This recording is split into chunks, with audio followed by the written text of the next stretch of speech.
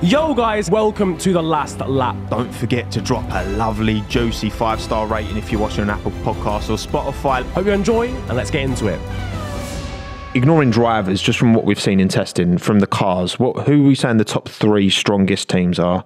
And maybe should we start with bottom 3? Because I think it's really difficult to rate the teams at the bottom. It's tough this year because even you look at Williams, who were probably bottom of the pile. Yeah, you'd argue last year but they had a clean test. They were calm, and I think in terms of from just overall lap time, they were the ones that gained the most from the last test. Yep, yeah, you're right. Almost 3 seconds, I think. In more than 2.5. I think it was.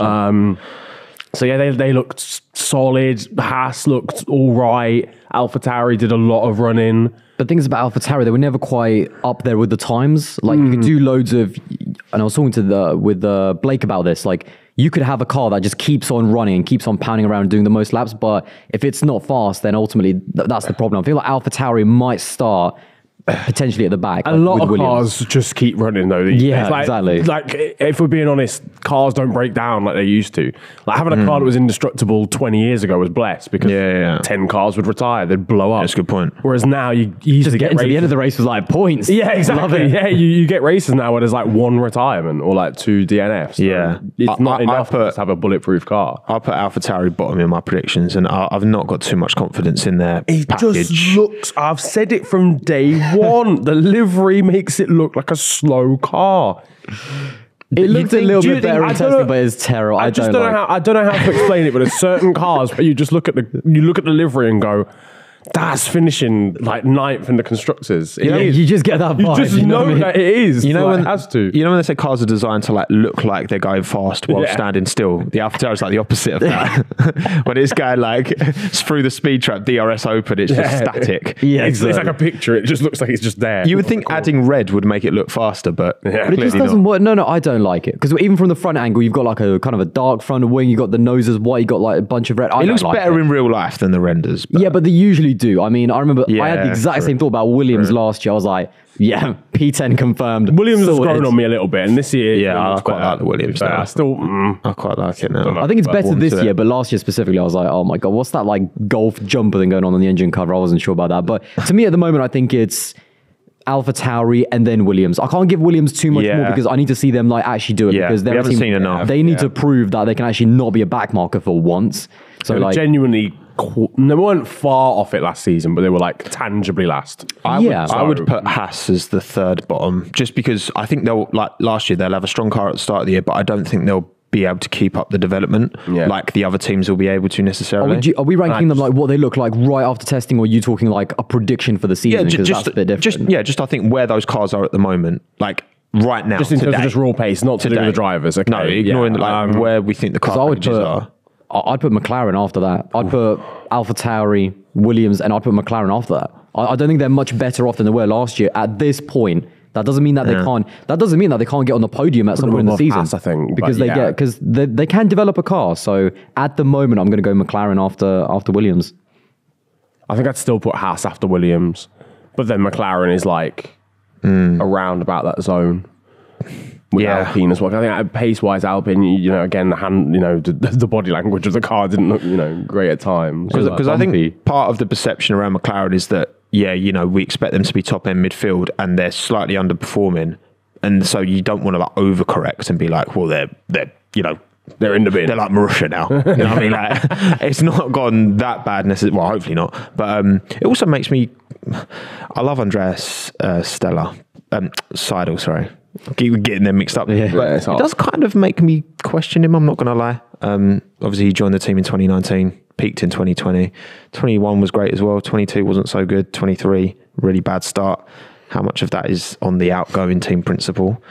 I think there's valid questions Also, why there. did he jump? I mean, he's got, surely if he was there from day one, he's got a great driver. He seems to have great facilities there. So what has he seen that's made him more excited to work for, I know he's worked for kind of the VW group before, but why has he jumped ship from McLaren? I mean, that's a great, so much heritage, so much, brand value. Is it just the fact that he's going to be kind of the CEO of that team, over a team principle? Yeah. Just the step up in title, The thing is, again, I'm not just going to chuck rumours out into the ecosphere, but I've heard enough rumours from enough different people to not have that much confidence in McLaren. I guess that's just the way I'm seeing it, right? Fair enough. And there's no smoke without fire. But what about the top three? And is Aston Martin sneaking to any of our top three at the minute? In terms of where the cars are right now. Maybe for vibes. I'm thinking about it. I am thinking about it. Who's dropping out there? Who's dropping out? Because I don't think Mercedes are poor, though. That's the thing. The thing is, over the course of a season, you'd think that a team like Mercedes, you know, if there's a little bit of a stumbling block at the start, like exactly like McLaren last year, again, stumbling block at the start, but then got on the podium, you know, 4 races later, you know, I feel like Aston Martin could quite conceivably be quicker than Mercedes right now. I would say they would be right now. I think by the end of the year, Mercedes will be ahead of them. That's what we saw last year, though. Like, the Mercedes developed really well, really well throughout the season, and ultimately they almost beat Ferrari right at the end, didn't they? Like, they were close. And I think that I think that Mercedes are fine. Honestly, I think that, yes, maybe they're not on that Red Bull level, but no team is. And I still, again, at the moment, I think they're third, but I actually think they're going to beat Ferrari by the end of the season. I think they're going to be second at the least. Yeah. Yeah, I'd probably... look, if this was down to vibes alone... Which we love vibes. I'm not wrong with that. Should I do it just down to vibes? That's what the show's all about, okay, fuck Say it with your chest. Say less. Okay, right, cool. Aston Martin a third. And who's fourth, though? Who's dropping out? Oh, who's dropping out? Red Bull. Vibes. Let me think. That is a shout, you know. No, their vibes were too immaculate. That's the problem during Bahrain.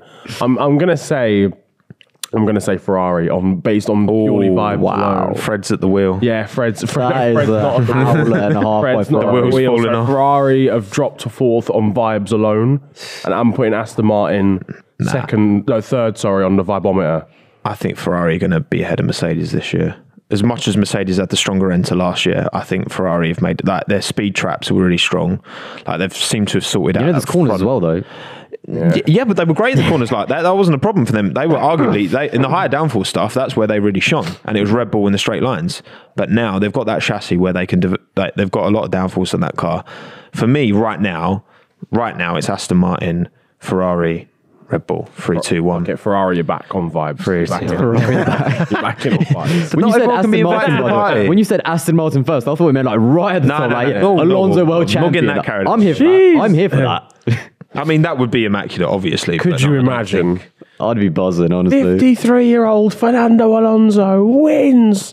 The sport. Well, look, the sport will change. You are the world champion, Fernando. The world champion. The sport has changed actually, because they've got De La Rosa and Whitmarsh, who were both ex-McLaren from the glory days. And Van Dorn. And Van Dorn as a result. Brought the band back McLaren together. B, yeah. But I mean, the sport has changed a lot. It will change a lot, and there have actually been rumours around AlphaTauri's future. Which I think was reported by Amos, German media, saying that... I think Toby. Toby Gruner, and he was saying that obviously since Dietrich Mateschitz passed away, there's a new board at the top of Red Bull, new people in charge, and basically saying that the cost of running AlphaTauri not financially viable, is not justified to promote a clothing brand. Yeah. So they are either going to relocate the team to the UK or look to sell. Which is, I think it was a matter of time. Like 4 months ago, I made a video literally saying this, so called it, just saying. It doesn't make sense to you've got a car at the front of the field, just stick the AlphaTauri logo on the side pod, like there's space. Yeah. And you're going to get more, just as much visibility, if not more. You're going to get just as much exposure at the very front for that. And you can still do all that clothing stuff. Max Checo, Christian, they're all modelling the clothes anyway. Yeah. With absolutely zero source, by the way. I mean, Yuki and Pierre, they brought the source of that AlphaTauri merch. Checo and Max just ain't doing it. Do you reckon De Vries is going to bring the sauce to the merch? Absolutely not. Absolutely not. I don't think Yuki's still the sauce boy. There was a scene in Drive to Survive where Yuki's like, it was like a random scene where Yuki was walking into the paddock and literally some fan goes, "You look good," and I was like, and Yuki's like, "Thanks."